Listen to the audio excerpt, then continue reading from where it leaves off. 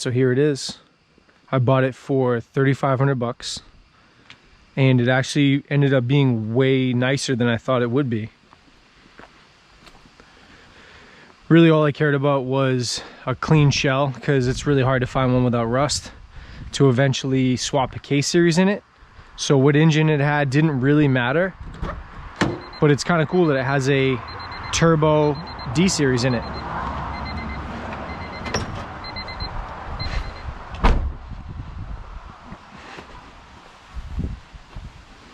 Who's that?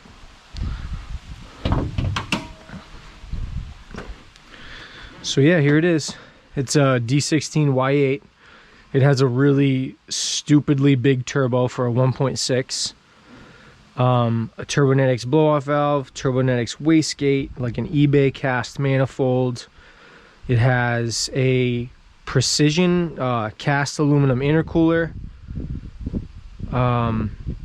Let's see, what have I had to do to it? Here's some things that are kind of janky about it. This intake air temp sensor, they screwed and used RTV into a silicone boot. I can't believe that it holds boost, but yeah, it actually does. It's at pretty low boost right now, so it has a Hondata S300 ECU. This is the max solenoid to control the boost. When I first got it, this wasn't hooked up, but I hooked that up and got that all configured correctly. I really haven't had to do much to it. I replaced one valve stem. It had this heinous steering wheel in it, so I replaced the steering wheel, and let's go for a ride.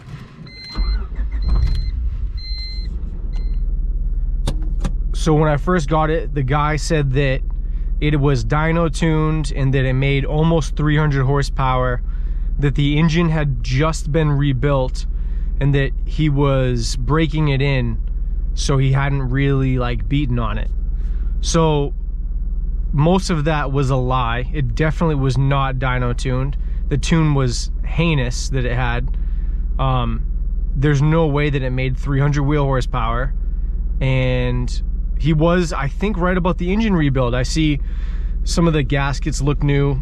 There's some fresh RTV in the oil pan. So they definitely did something with the engine. I don't know what it is. He said that it was basically just a stock piston rebuild. So my plans are to just kind of keep upping the wick a little bit and see if we can blow it up, and then swap in a K-series. I mean, I'm not really gonna like ignorantly try to blow it up, but if I can just keep upping the boost and making sure that the fuel system is good enough where it can handle it, we'll just see what happens. Probably the dumbest quirk that I've run into with this car is that it has no idle air control motor at all. Like, I found it just chilling out on top of the subframe. Like, they still plugged it in so the check engine light wouldn't come on, but it's not actually hooked up. So that's kind of annoying, that when it's cold you have to hold your foot to the floor for a while until it warms up, and then it'll idle on its own. But when it's cold, it won't idle on its own at all. And sometimes if you like get into boost and then let off really quickly, the idle won't stabilize. So you have to kind of keep feathering the throttle, which isn't really a huge deal to me, but it is kind of a silly quirk that the previous owner didn't tell me about. So this has some sort of eBay coilovers. I think they're like max speeding rods, but surprisingly the car rides really well. I've had this thing at some pretty high speeds on the highway too, and it still was really smooth. So I think because the car is so light that, you know, they do whatever, so the ride quality isn't that bad with the coilovers. So yeah, I mean, I'm not gonna track the car in these coilovers, but just for daily driving, they're definitely not that bad. It has some sort of a short shifter. I don't know what it is, but Honda makes a really good shifter. I mean, it's really accurate. You know when you're in gear. I really actually like the shifter that it has. I just wish it was a little bit taller.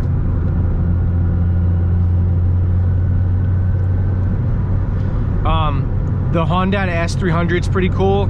I've messed around with the open source Subaru stuff and Mitsubishi and a couple different standalone systems like Haltech and AEM Infinity, but I'd never really messed with Hondata before. I've done a little bit with Chrome, which is a free tuning software for Hondas. And Hondata S300 is actually pretty similar, but it has some really cool features to it. They make it really easy. So one of the first things I did when I got this car is I downloaded Hondata's S Manager software and just went through the tune. And yeah, so right now, so it was on wastegate boost before, which is like 5 to 7 psi, and now that I have the max solenoid hooked up, I upped it a couple pounds, but it's just really laggy, which I'll show you guys in a minute once I get to a road where there's no houses around. But yeah, it's really laggy. It's just, the turbo would be fine on a bigger engine, but for just a 1.6 liter single cam engine that isn't that efficient, it's just not a really good fit. So I don't know, maybe I'll, if I find like a smaller turbo for cheap, maybe I'll bolt that on there and just see what happens. But in the meantime, it's whatever.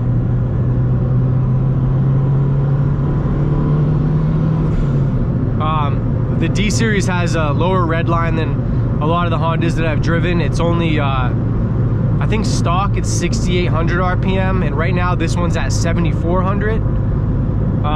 The tachometer, it has a EM1 Civic SI instrument cluster, and I think there's a loose connection inside the distributor, so the tach doesn't work.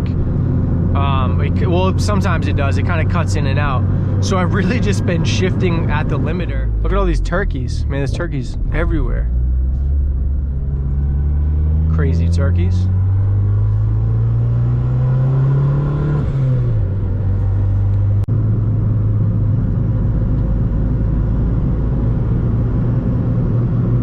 The car is surprisingly quiet too.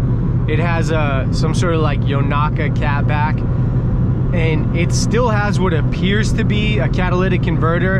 It might be hollowed out, but I was really surprised to see that. But the state that I purchased the car from, they do like smog testing, so that's probably why he kept it. So I'm definitely gonna be getting rid of that, and that should up some power too. That should free up some power.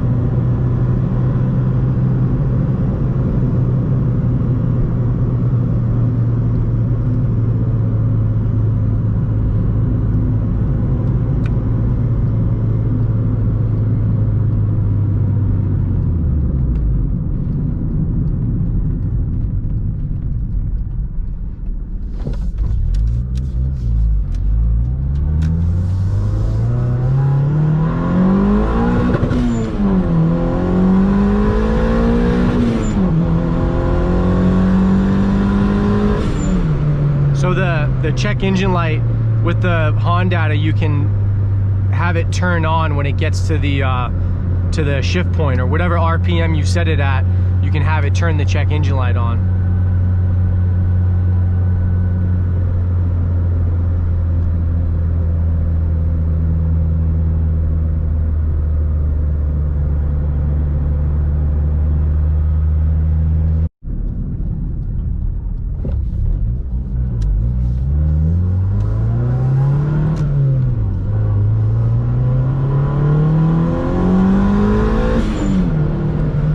So laggy.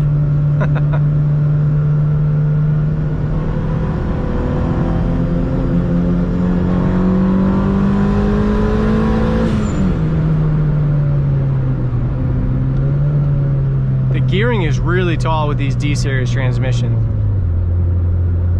Pretty sure a fourth gear will go like 110 miles an hour. That's crazy for a Honda.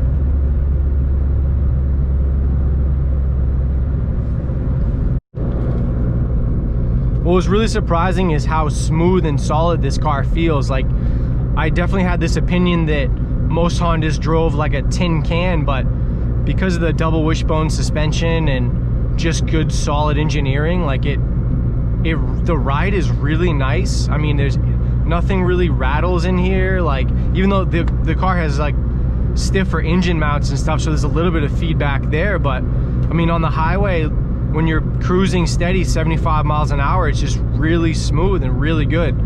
So it's just a fun daily driver, kind of spare car in the meantime. But eventually I'd like to get like a bolt-ons K-series setup and nice suspension and brakes, and just have another car to take to the track.